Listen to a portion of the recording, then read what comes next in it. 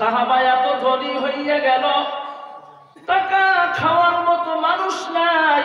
আমার বন্ধুগণ গরিব দুঃখিয়াদেরকে টাকা দিয়া দিব, এমন মানুষ বন্ধুগণ বিশ্রাইয়া পাইতেছে না।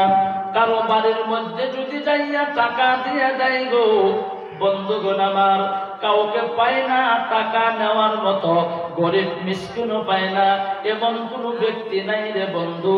আল্লাহর নবীর সাহাবা এত ধনী বন্ধুগণ হইয়া গেল, টাকা খাওয়ার মতো মানুষ নাই, টাকা নেওয়ার মতো বন্ধুগণ মানুষ নাই।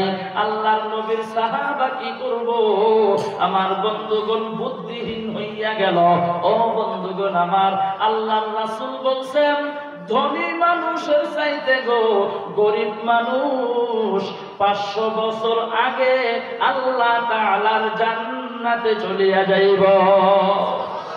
ধনী মানুষের চাইতে গরিব মানুষ কতশো বছর আগে জান্নাতে যাবে? আরো জোরে বলেন। 500 বছর আগে জান্নাতে যাবে। আল্লাহর নবী সাহাবা এবার আরো বেশি টেনশন ধরে গেল। আমি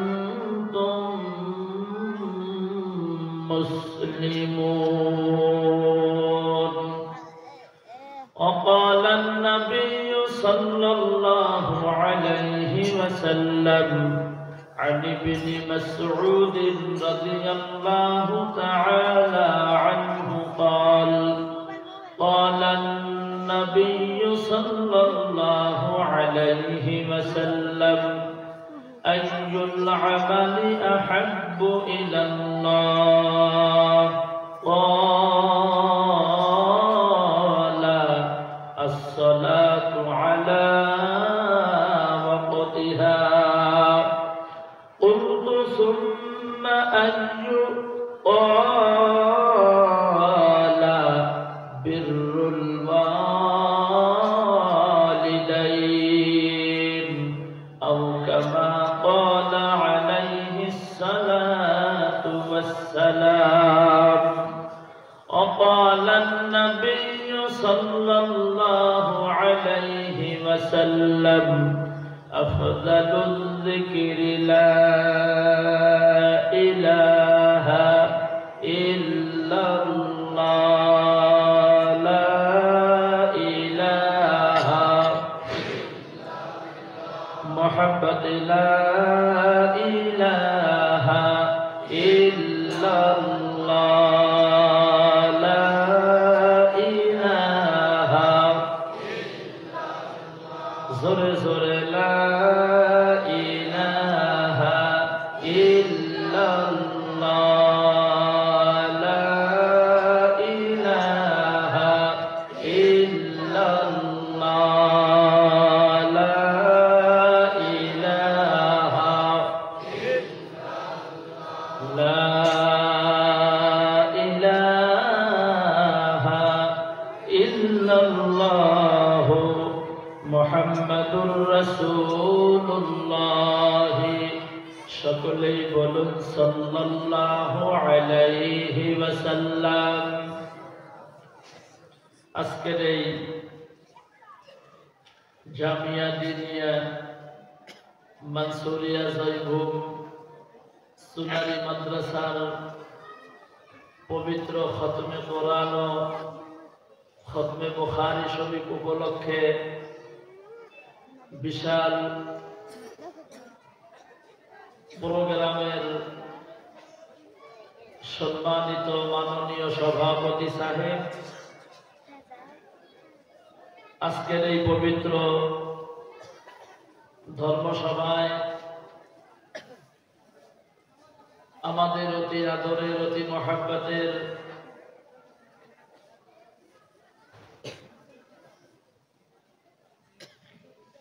ওয়ালা শাম তানজিম মাদারিসে কওমিয়া বোর্ডের মাননীয় সভাপতি, সাথে আমাদের ধুবুরী লোকসভার প্রাক্তন সাংসদ মাননীয় হুজুর সাহেব, দূর দূরান্ত থেকে যে মেহমানে কেরামগণ এসেছেন, সম্মানিত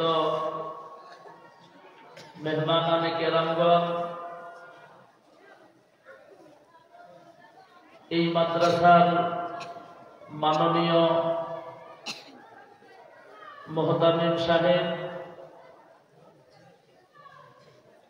স্টেজে বসে থাকা আকাশের তারকা সদৃশ জাতির মাথার মুকুট ওয়ারাসাতুল আম্বিয়া হযরত উলামায়ে কেরাম, বুজুর্গানে দ্বীন, এই অঞ্চলের গণ্যমান্য আমার আব্বাজানের বয়সের, দাদার বয়সের সম্মানিত মুরব্বিয়ানে কেরাম, সমবয়স্ক বন্ধুগণ, যুবক বন্ধুগণ, শিক্ষিত সমাজ, নজওয়ান বন্ধুগণ, বিশেষ করে এই মাদ্রাসার আসাতিজায়ে কেরামগণ, মাদ্রাসার কমিটির সভাপতি, সম্পাদক, সাথে সদস্য সকল, আসমানের নিচে জমিনের উপরে প্যান্ডেলের ভিতরে বসে থাকা সম্মানীয় ইসলাম দরদি বন্ধুগণ, বিভিন্ন স্কুল কলেজ তথা মাদ্রাসার ছাত্র বন্ধু সকল, ছোট ছোট ছেলেরা, পর্দার আড়ালে বসে থাকা আমার অতি আদরের সম্মানিতা মা এবং বোনেরা, আমি আবারও সালাম দিলাম, আসসালামু আলাইকুম ওয়া রাহমাতুল্লাহি ওয়া বারাকাতুহু। মহান আল্লাহ তাআলার দরবারে সর্বপ্রথম লাখো কোটি শুকরিয়া আদায় করব যে আল্লাহ তাআলা আমাদেরকে দুনিয়ার মায়াজাল বেলাজাল থেকে মুক্ত করে আজকে এই জামিয়া দিনিয়া মনসুরিয়া জয়বুম সুনারি মাদ্রাসার পবিত্র খতমে কোরআন ও খতমে বুখারী শরীফ উপলক্ষে মাদ্রাসার উন্নতি কল্পে আয়োজিত মাহফিলের মধ্যে যে আল্লাহ আমাদেরকে আসার জন্য, বসার জন্য, পবিত্র কোরআন এবং হাদিস থেকে আলোচনা করার জন্য, শোনার জন্য যে আল্লাহ তাআলা আমাদেরকে তৌফিক দান করতেছেন, করবেন, করতেই থাকবেন, সেই মহান মাবুদের শুকরিয়া কালিমাতুশ শুকর আমরা সকলেই উচ্চ আওয়াজে জোরে সোরে চিৎকার করে, একটা জবান বন্ধ রাখবেন না, মুসলমান হিসাবে সকলেই বলি আলহামদুলিল্লাহ। বিশ্বনবী জনাবে রাসূলুল্লাহ সাল্লাল্লাহু আলাইহি ওয়াসাল্লামের প্রতি দরুদ আমরা সকলেই বলি সাল্লাল্লাহু আলাইহি ওয়াসাল্লাম। মহতরম দোস্ত, আজিজ ও বুজুর্গ ভাই ও সাথীও, আমি প্রথমেই বলেছি আলোচনা লম্বা করব না, যত তাড়াতাড়ি পারি আমি আমার বক্তব্য সংক্ষিপ্ত করার জন্য চেষ্টা করব। কারণ এ কথাও বলেছি যে সুনারি মাদ্রাসায় বাহিরে থেকে কোনো আলিম উলামা দাওয়াত দিয়ে নিয়ে এসে বক্তব্য শোনার জন্য কোনো প্রয়োজন নাই। কারণ এই মাদ্রাসায় যে উলামায়ে কেরামগণ আছেন, আমার হুজুরগণ যারা আছেন,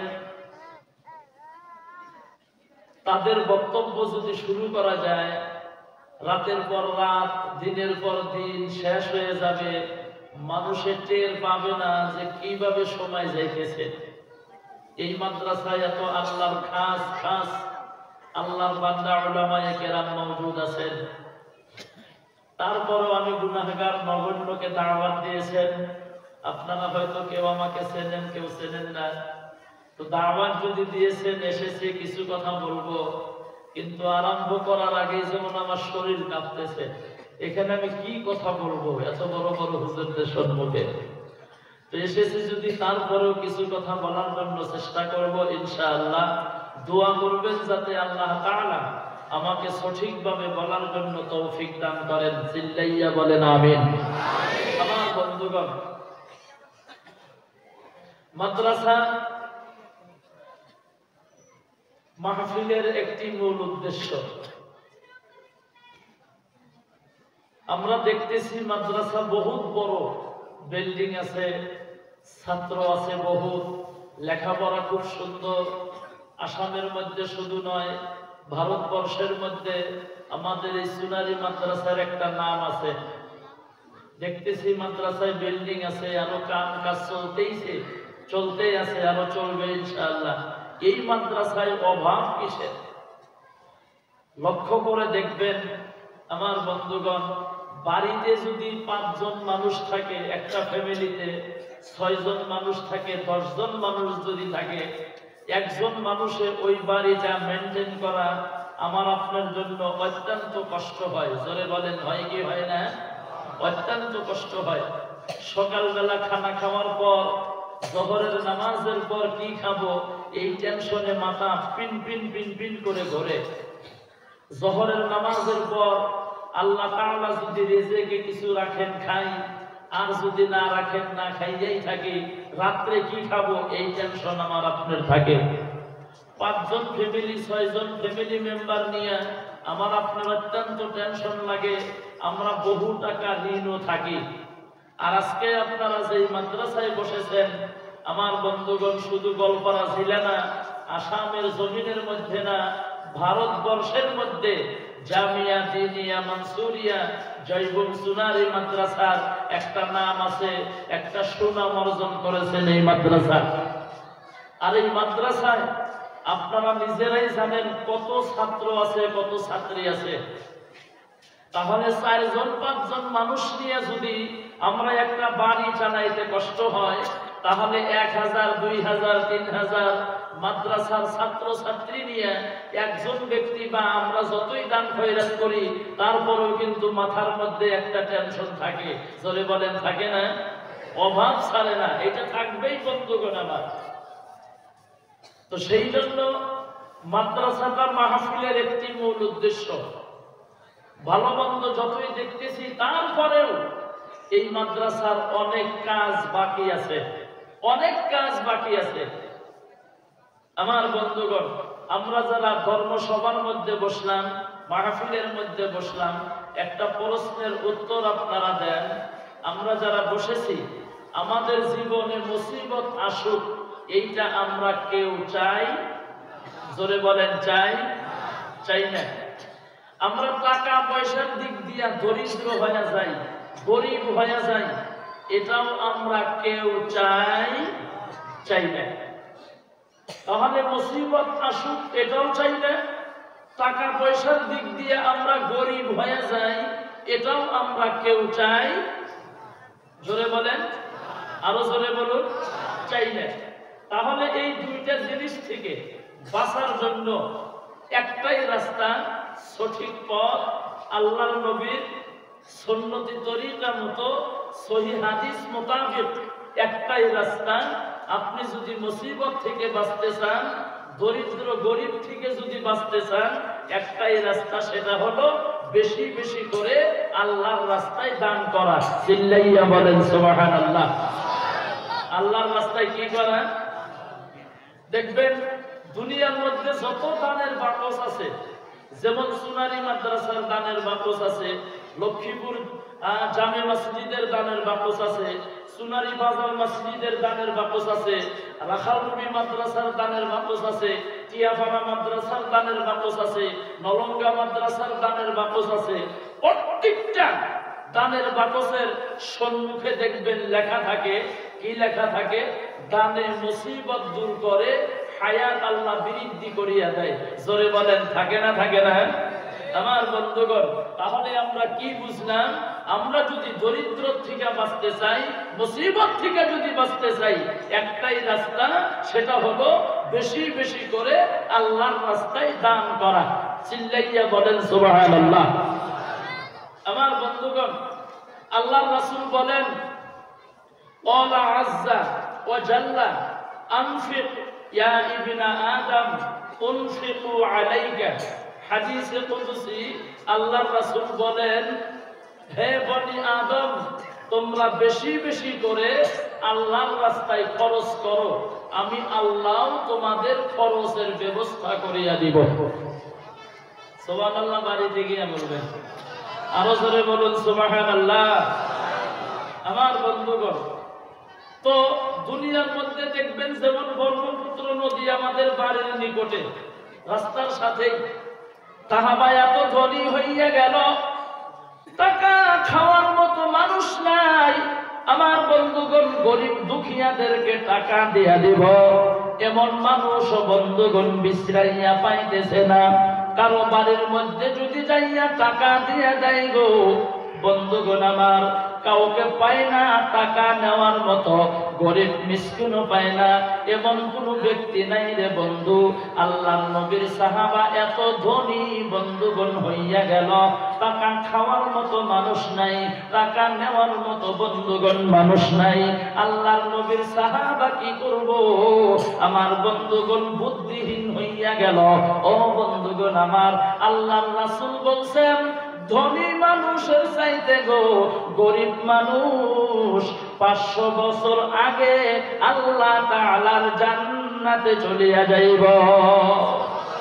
ধনী মানুষের চাইতে গরিব মানুষ কতশো বছর আগে জান্নাতে যাবে? আরো জোরে বলেন, 500 বছর আগে জান্নাতে যাবে। আল্লাহর নবী সাহাবা এবার আরো বেশি টেনশন ধরে গেল। আমি সাহাবা এত ধনী হইয়া গেল, টাকা খাওয়ার মতো মানুষ নাই। আমার বন্ধুগণ গরিব দুঃখিয়াদেরকে টাকা দিয়া দিব, এমন মানুষ বন্ধুগণ বিশ্রাইয়া পাইতেছে না। কারো বাড়ির মধ্যে যদি যাইয়া টাকা দিয়া দেয় গো বন্ধুগণ আমার, কাউকে পায় না টাকা নেওয়ার মতো, গরিব মিসকিনও পায় না, এমন কোন ব্যক্তি নাই রে বন্ধু। আল্লাহর নবীর সাহাবা এত ধনী বন্ধুগণ হইয়া গেল, টাকা খাওয়ার মতো মানুষ নাই, টাকা নেওয়ার মতো বন্ধুগণ মানুষ নাই। আল্লাহর নবীর সাহাবা কি করব? আমার বন্ধুগণ বুদ্ধিহীন হইয়া গেল।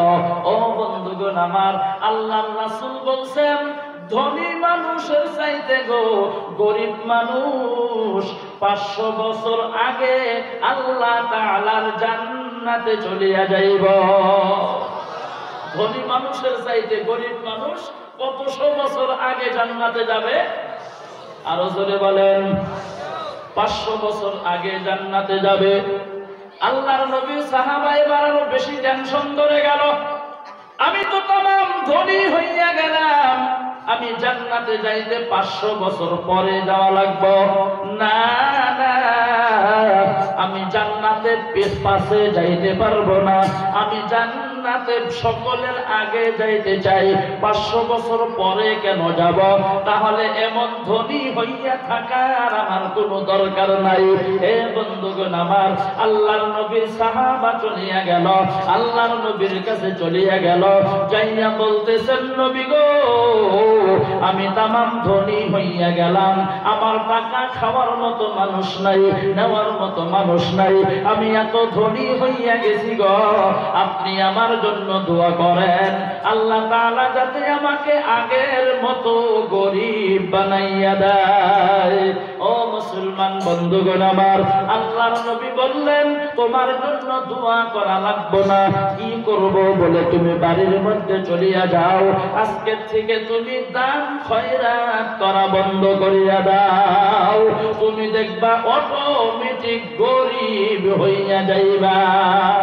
এ বন্ধুগণ আমার, এই কথার মাধ্যমে আমরা কি বুঝলাম? স্পষ্ট বোঝা গেল যে দান করলে মালের মধ্যে বরকত দেনেওয়ালা মালিককে সন্দেহ আছে। তাহলে জোরে বলেন, দান করলে মালে বরকত দিবে কে? দান না করলে মালের বরকত উঠাইয়া নেওয়ার মালিক কে? এ বন্ধুগণ আমার, অনেকেই